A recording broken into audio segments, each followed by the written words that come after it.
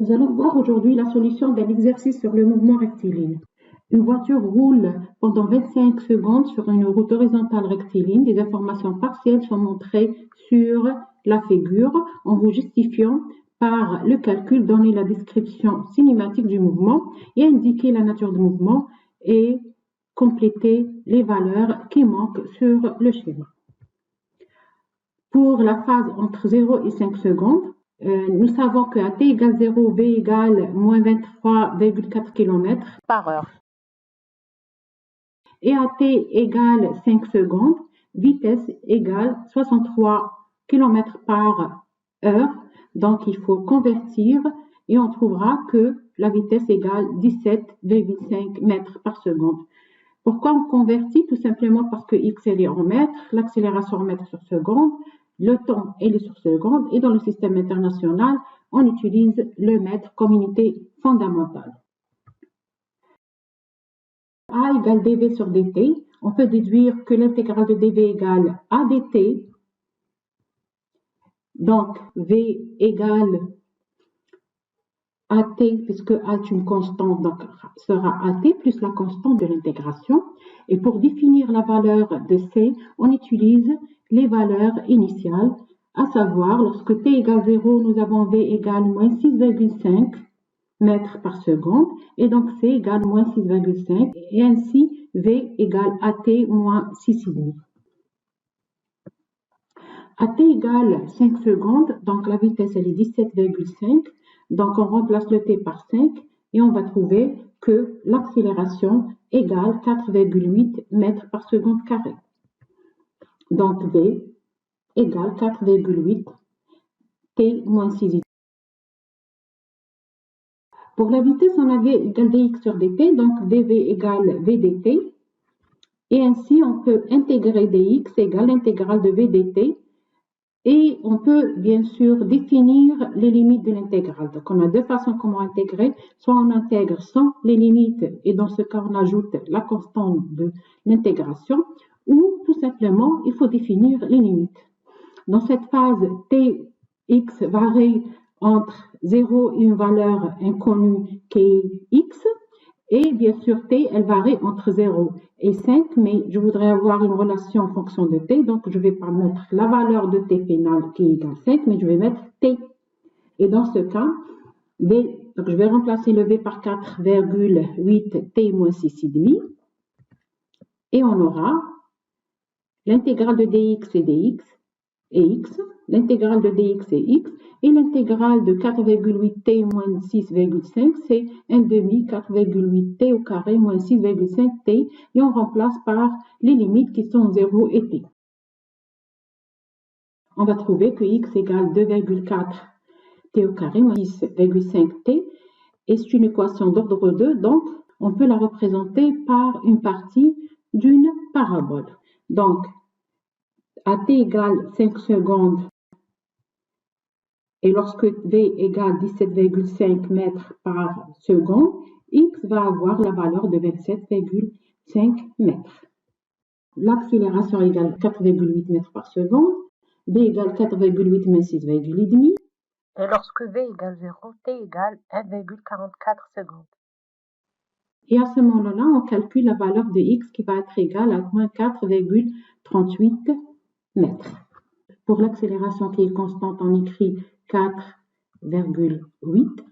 Et pour la valeur où la vitesse va être nulle, c'est t égale 1,44. À t égale 1,44, on a x qui va être égal à moins 4,38. On peut calculer aussi la valeur de x à t égale 5.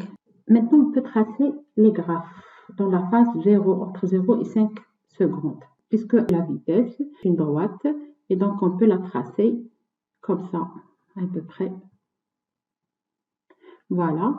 Et ici, donc, on a une valeur ici à 1,44, une valeur minimale, et puis elle va monter, donc à peu près.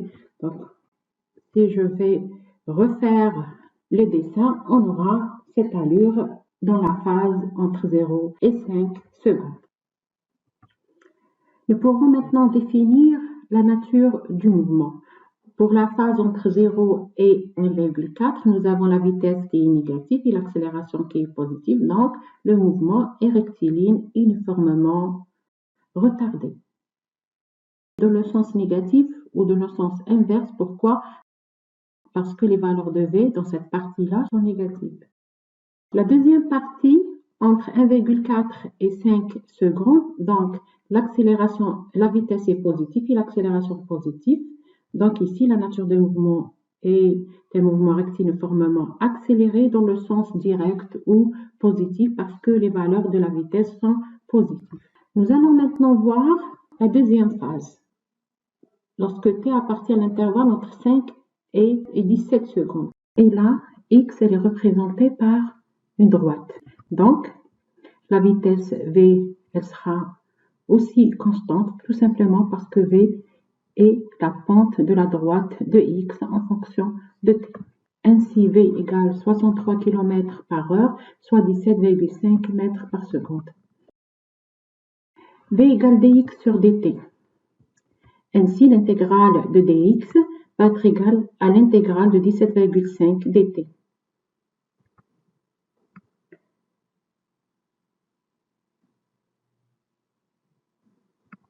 Les limites de l'intégrale sont 25,5. Les limites de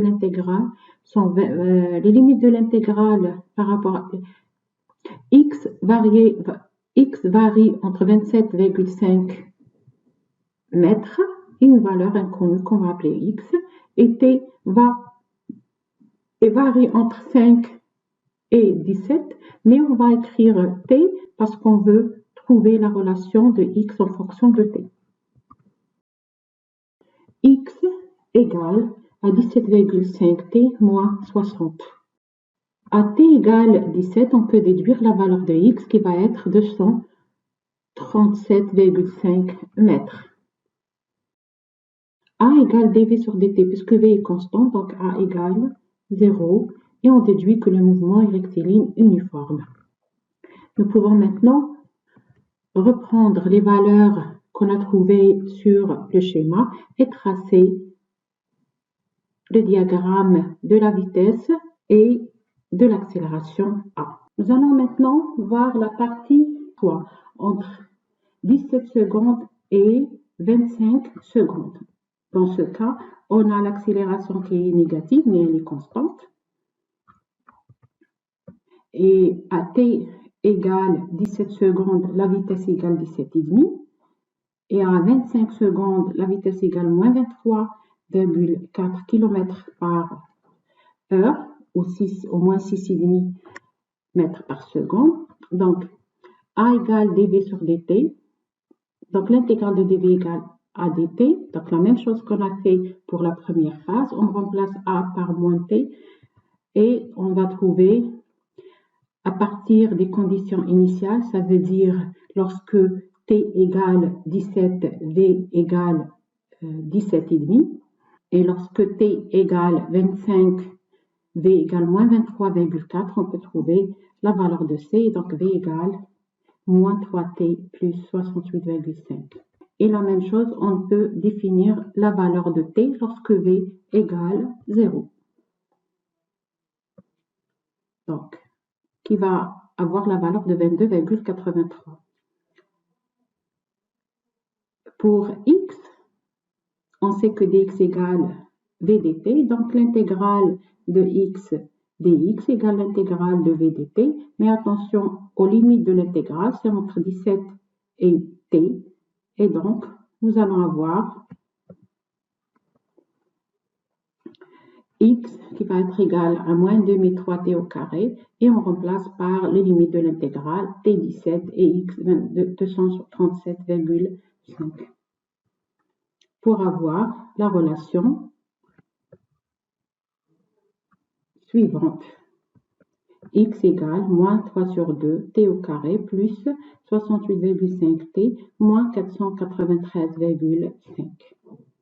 Donc là, on a trouvé les trois équations du mouvement, l'accélération, la vitesse et x. On peut représenter maintenant les graphes et reporter les valeurs sur le schéma. Mais avant ça, donc, on doit trouver la valeur de x lorsque t égale 22,83 secondes et lorsque t égale 25 secondes. Donc, on va trouver les valeurs suivantes.